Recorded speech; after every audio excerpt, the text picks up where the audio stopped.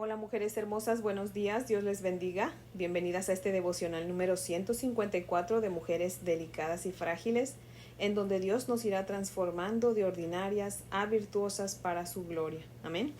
Así que mujeres hermosas, las invito a orar en esta mañana. Oremos. Señor Dios nuestro, bendito Padre, buenos días, Señor. Aquí estamos, mi Dios amado, a tus pies como cada mañana, Señor.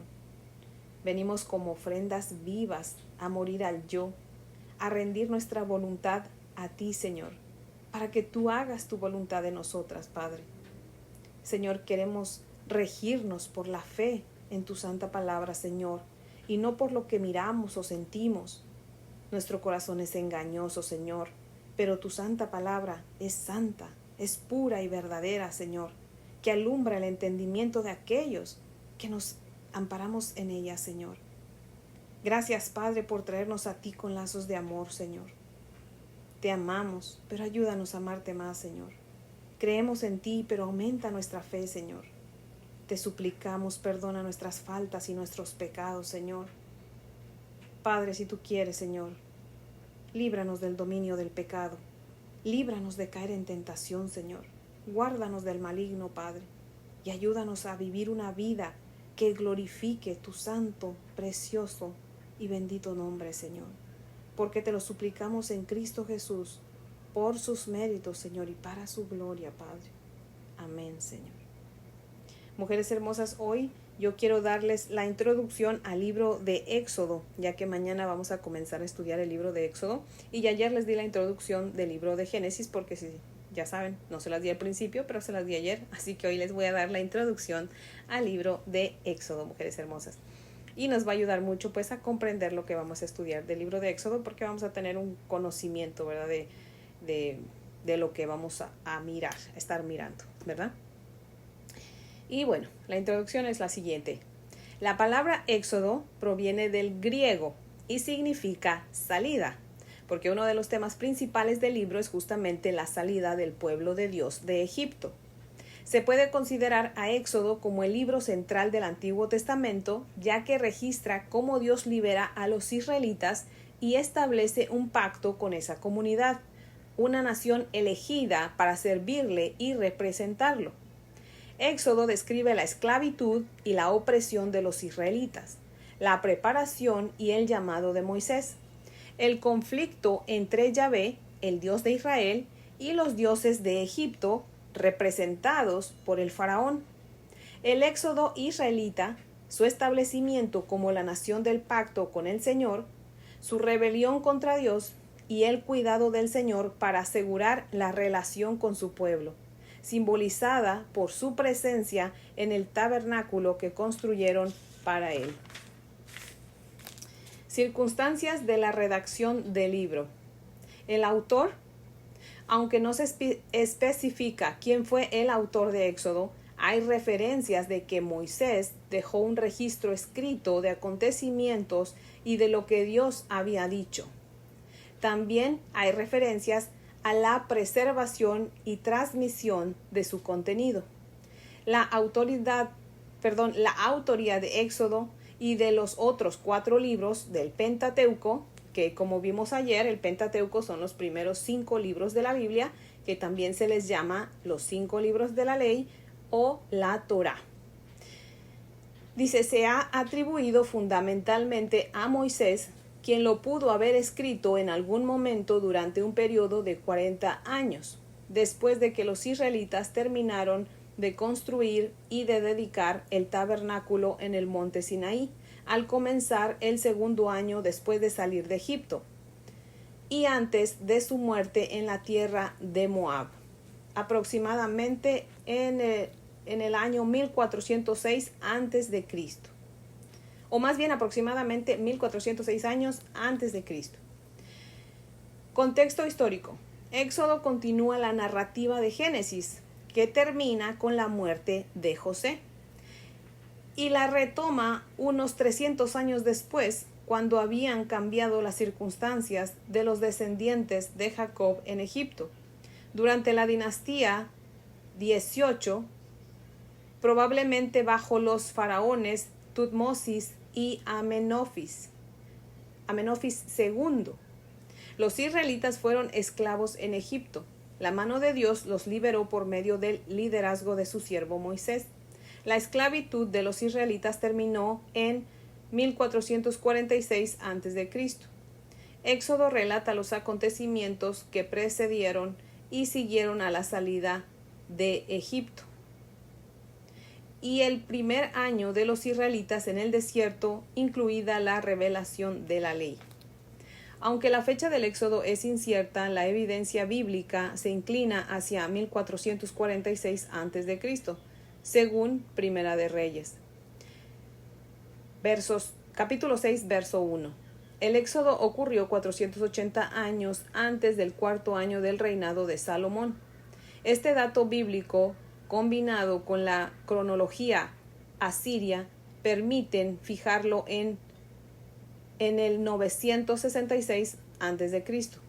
En Jueces capítulo 11, 26, Jefté señala que hacía 300 años que los israelitas vivían en el territorio de Palestina. Como Jefté vivió alrededor de 1100 a.C., es posible situar el fin del viaje por el desierto alrededor de 1400 a.C. Mensaje y propósito. Éxodo revela a Dios en acción, en busca de una comunión tan estrecha con su pueblo que su presencia habita en medio de ellos. Él rescató a los israelitas para revelarse no solo por medio de su poder, sino también a través de una relación de pacto fundada en su inmensa paciencia, gracia y perdón. El registro de lo que el Señor hizo por los israelitas les permitiría reconocerlo como su Dios, el único a quien le debían obediencia y lealtad absolutas. Así tendrían clara su identidad como pueblo de Dios y podrían manifestar la gloriosa identidad del Señor. En Éxodo encontramos 4 mensajes fundamentales. Número 1, Jehová es Dios. Dios se reveló a Moisés y a Israel como Yahvé. Yo soy el que soy. El nombre de Dios, de acuerdo al pacto, conlleva un significado profundo y reafirma su poder, autoridad y naturaleza eterna. Número 2, la redención. Los israelitas clamaron por liberación y Dios respondió. Obró a través de su siervo y líder Moisés, pero lo hizo de manera tan milagrosa que su intervención fue incuestionable. Los israelitas no se hubieran podido salvar por sí solos. Fue todo gracias a la acción de Dios. La Pascua se instituyó como celebración anual para recordarles la salvación divina. Número 3, la ley. La ley de Dios se resume en los 10 mandamientos, sus principios absolutos para la vida espiritual y moral. La ley se divide en 2 secciones, la civil, que rige la vida de la comunidad, y la ritual, para las ceremonias de adoración y la construcción del tabernáculo. Y número 4, el tabernáculo. Dios impartió instrucciones específicas sobre cómo debían construir el tabernáculo. Su importancia radica en lo que representaba: la morada de Dios en medio de su pueblo. Él habitaba en el lugar santísimo, inaccesible para la mayoría de los israelitas. El tabernáculo anticipa el momento en que Cristo retiraría el velo de separación y abriría el acceso a Dios para todos los creyentes. En el Nuevo Testamento, los creyentes son el tabernáculo, porque Dios no habita solo en medio de su pueblo, sino que también habita en ellos. Contribución a la Biblia. Éxodo es el punto culminante de la historia redentora del Antiguo Testamento. Muchas figuras y conceptos de Éxodo se retoman, se desarrollan y se cumplen en otros pasajes de la Escritura, especialmente en la obra pasada, presente y futura del Señor Jesucristo.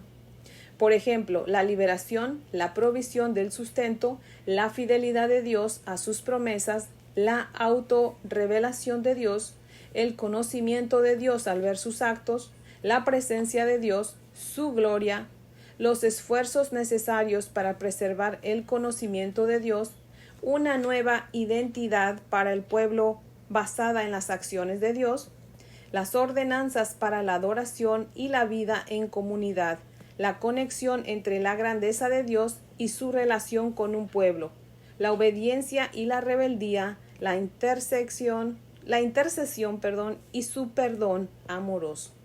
Estructura. Éxodo es considerado una parte de la ley, aunque contiene más relatos históricos que leyes. El libro se organiza en torno a la vida y los viajes de Moisés.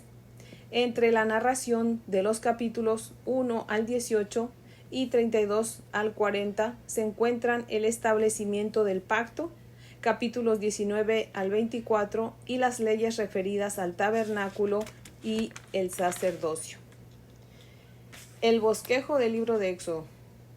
Opresión del pueblo de Dios en Egipto, capítulo 1, verso 1, hasta el capítulo 11, verso 10. La esclavitud de Egipto, capítulo 1, verso 1 al verso 22. Preparación de Moisés para ser el libertador, capítulo 2, verso 1 hasta el capítulo 4, verso 31. Discusiones con el opresor, capítulo 5, verso 1 hasta el capítulo 11, verso 10. Liberación del pueblo de Dios de Egipto, capítulo 12, verso 1 hasta el capítulo 14, verso 31. Redención por la sangre, capítulo 12, verso 1 al 51. Redención por milagros divinos, capítulo 13, verso 1 hasta el capítulo 14, verso 31. Educación del pueblo de Dios en el desierto, capítulo 15, verso 1 hasta el capítulo 18, verso 27. El cántico triunfal de Israel, capítulo 15, verso 1 al 21. Pruebas y tribulaciones, capítulo 15, versos 22 hasta el capítulo 17, verso 16. El liderazgo compartido de Moisés, capítulo 18, versos 1 al 27. Consagración del pueblo de Dios en el Sinaí, capítulo 19, verso 1 hasta el capítulo 34, verso 35. Aceptación de la ley, capítulo 19, verso 1 hasta el capítulo 31, verso 18. Quebrantamiento de la ley, capítulo 32, verso 1 hasta el verso 35. Restauración de la ley, capítulo 33, verso 1 hasta el capítulo 34, verso 35. La adoración del pueblo de Dios en el tabernáculo, capítulo 35, verso 1 hasta el capítulo 40, verso 38. Dones y trabajadores para la construcción del tabernáculo, capítulo 35, versos 1 al 35. Construcción y mobiliario del tabernáculo, capítulo 36, verso 1 hasta el capítulo 39, verso 43. Y al final el tabernáculo se llena de la gloria de Dios, capítulo 40, versos del 1 al 38. Amén. Así que esa es la introducción al libro de Éxodo, mujeres hermosas, y mañana, si Dios nos presta vida, ya estaremos empezando a deleitarnos con este platillo que el Señor tiene para nosotros en su santa palabra, que es nuestra comida y nuestra bebida. Así que estoy feliz de que ya mañana comenzamos con Éxodo. Así que bueno, mujeres hermosas, eso es todo por el día de hoy y les invito a orar para terminar. Amén. Oremos. Padre nuestro, santificado sea tu nombre con nuestra vida, mi Dios amado. Señor, gracias por el libro de Éxodo, Señor. Padre, no sabemos cuánta bendición va a traer a nuestra vida, Señor, al estudiar este libro, pero sabemos que nos vas a hablar por medio de él, Señor, y vamos a aprender demasiado, Señor. Padre, por favor, manifiéstate con poder y gloria, Señor, en cada una de nosotras, y danos hambre y sed de ti, Señor, y de estudiar tu palabra, Señor, pero sobre todo de obedecerla y de enseñarla a otros, mi Dios amado. Te rogamos, mi Dios poderoso, que nos uses hoy, Señor, y siempre también, Padre, para que hagamos tu obra con un corazón como el de nuestro Señor Jesucristo, Padre. Permite que hoy haya alguien a quien podamos compartirle tu santa palabra, Señor, a quien podamos hacerle el bien, mi Dios amado.